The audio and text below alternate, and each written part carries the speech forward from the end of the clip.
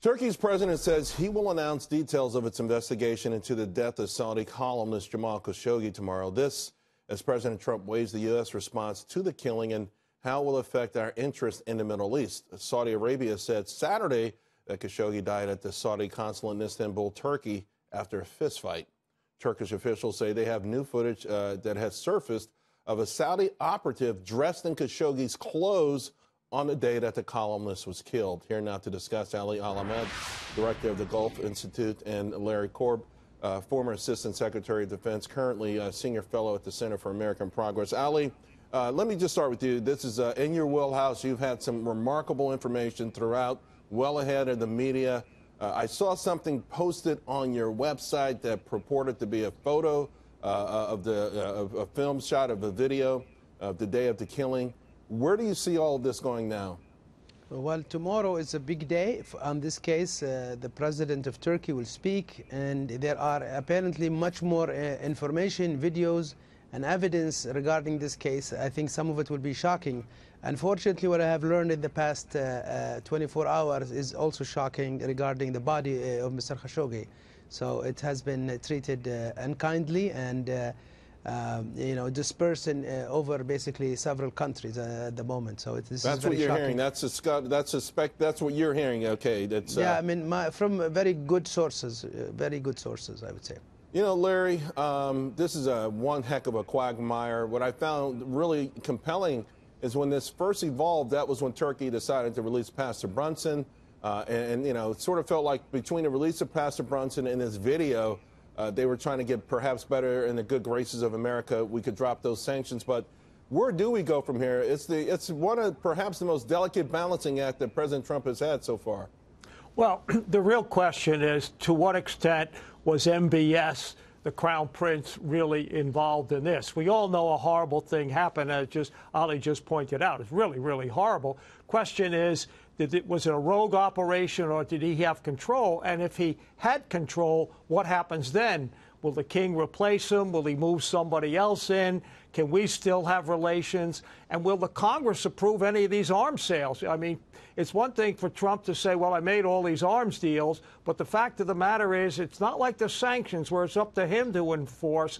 Congress has a say in all of the arms sales, and right now they're actually holding up a couple. Well, Larry, on that note, we do business with a lot of nations that don't have the same sort of approach to humanity that America does. And some of these same congressional leaders that you're referring to would seem hypocritical because they're so against President Trump's fight against China, which has 1 million Muslims in prison, has a war against Christians, has always had war against journalists. To give up this kind of a major deal with American jobs at stake, I would find it beyond hypocritical, but also dangerous to our economy.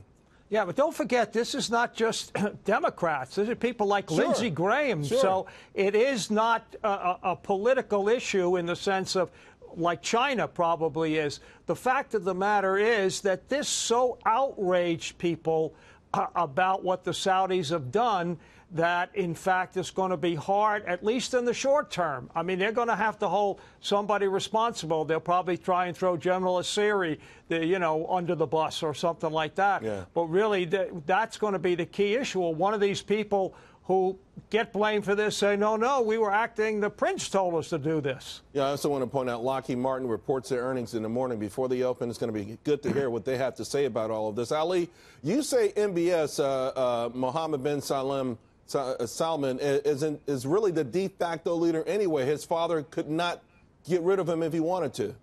Absolutely. That's the reality of the matter. And I was the first to write a profile of Mohammed bin Salman in 2015, I believe, 2016. So the man, I have followed his career since before he came on stage. He is the man in charge. Like him or hate him, he's in charge. I don't think anybody could dislodge him. But having said that, it's important to use this opportunity. I think the president is doing the best job that I have seen in many years, that he is both concern about the economy and these contracts, and also pushing that moral responsibility. I haven't seen an American president saying that we will have sanctions, we will punish people when it comes to Saudi Arabia.